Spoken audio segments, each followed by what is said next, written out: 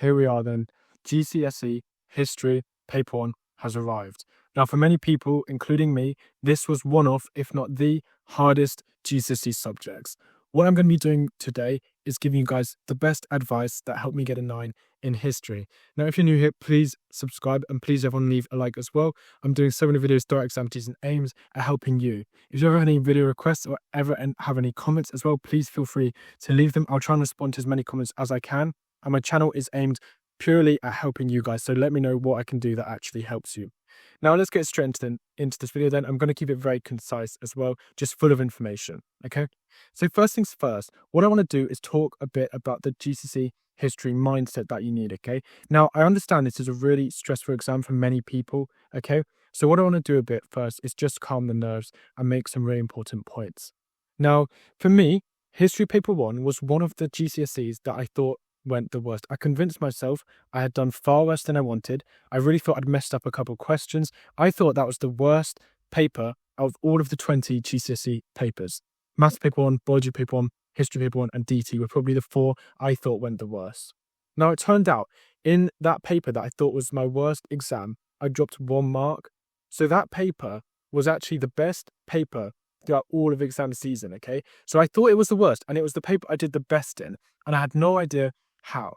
So what I really want to tell you first is that it's so easy for history to think you did far worse than you actually did, okay? Out of all the subjects, I think this is one of the easiest ones to think you did worse than you did. Now, the examiners know it's a hard paper.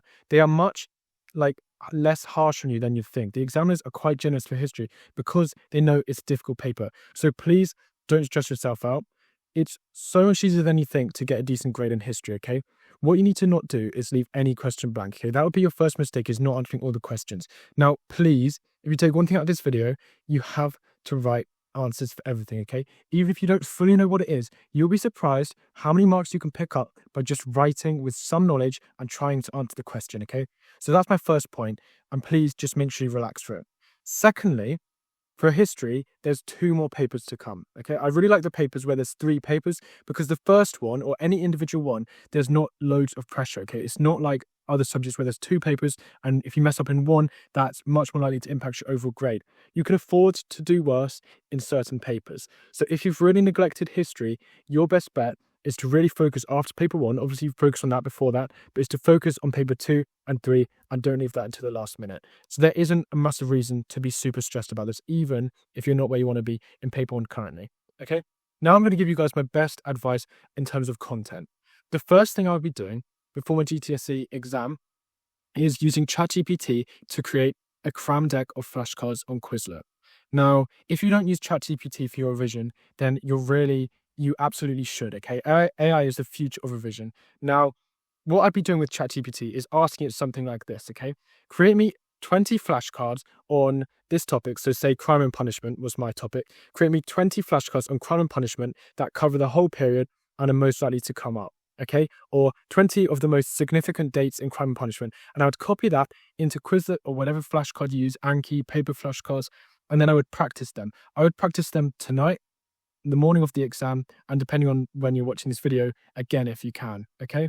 So if you haven't learned content, if you haven't learned flashcards yet, you absolutely still and can. Do not give up on it, okay? ChatGPT can create you some dates that are really likely to come, and you do need to know some of the key core facts. If you're aiming for a higher grade, push yourself to learn even more facts, okay? Facts are really useful. Now, my Quizlet flashcards that I used for history are completely free. I've linked them in the description for free, so you can go have a look at them. Don't be intimidated by them. There was a lot. I went a bit above and beyond for history in the end. So just check them out. Use any of those if you want, if you do the same as me, but use that as a kind of structure, how to organize your flashcards for history and what to do there. The key point is don't give up in terms of learning the content, okay? Now, the next point I want to talk about is YouTube summaries. History is quite a nice subject in the sense that often to revise, it can actually be quite enjoyable. And honestly, if I were you, I'd be trying to find ways to make history enjoyable, okay? It's very different from learning about monoclonal antibodies in biology or quantitative chemistry or something like that, okay? It's much more interesting learning about history, in my view, than almost any other subject. So you need to utilize that and let that help your revision. What I'd be doing then is watching YouTube summaries, okay? for content. Now, for paper 1, this is a little harder, but for papers 2 and 3, and by the way, I'll be doing videos before them as well, what you can do is search like all of Weimar Nazi Germany in 10 minutes. And there are videos out there that cover the entire course in like 10 minutes. So have a look at YouTube. This is the type of thing I'll be doing the night before, keeping it relaxed, but there's still a lot you can learn. And what you want to do is try and cover a lot of the time period, because what you don't want is to overly focus on one topic and then suddenly another topic comes up and you don't know it, okay? So try and make sure you've got good breadth and you roughly know what's going on in every like time period that you've got, every key topic, okay? So YouTube videos are going to be your best friend in terms of like advice and like last minute, like trying to find out what's going on, okay? If you're behind on content, that's something that I really like. Now, Seneca, just a small note, if you have Seneca Premium, they do some really good cram last minute, like night before flashcards. So I'd go through them, not flashcards, courses, but I'd go through them. Also, if you have normal Seneca, and I'd really recommend getting it, just going through maybe one of the topics on your weakest will take you about half an hour. So remember, pick your weak areas. We want to make sure that you haven't neglected anything massive. Like if you can think, oh, this key topic I don't really get at all, that's probably where you want to be learning some of the content. A couple other things then. Now, you should be looking at examiners' reports and high mark answers. This is important for students aiming for all grades because looking at the top answers is always going to help you. Examiners' reports is a big document basically of a lot of advice from the exam boards. You can find it by searching like NXL, GCSE History, Paper 1, Examiners Report, or AQA, whatever your exam board is. Go look at some examiners' reports. I would be reading a lot of these because the more you get in the examiner's head, the more you understand what they want, the better your answers are going to be, okay? That really helped me with a lot of subjects is examiners' reports. Also, looking at high mark answers is really useful because it shows you what the right structure, it shows you what the exam board like, it shows what a top answer looks like. Now, if you're aiming for a 4 and you're reading grade 9 answer, don't let that put you off again. You might be thinking like, what is this? Because their grade 9 answers are often much like more difficult and stuff like that. So depending on the grade you're aiming for, don't let it put you off if you see a grade 9 answer, but it's going to be helpful to read and look at what the top students are doing and what the top answers look like as well. Now, here then is my most important piece of advice, okay, for history. This is what I'll be doing. This is what really helped me get an A-star in A-level politics. What you want to do is get a huge list of potential questions, okay? Now, that could come up. So ChatGPT can come up with some, and your teacher can as well, hopefully, or you can find some online. I had a big document of loads of potential questions, loads of 12-mark questions for EdXL, and loads of like the early questions, all of that. Okay, a huge potential list.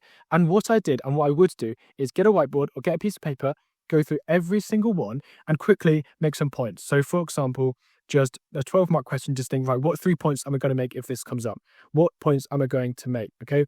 And if it's a 16-marker where it's like, do you agree or disagree? I don't know the other examples, but this will be the same resources and the same advice will apply here. Basically, you just need to think, right, what would I answer for these questions?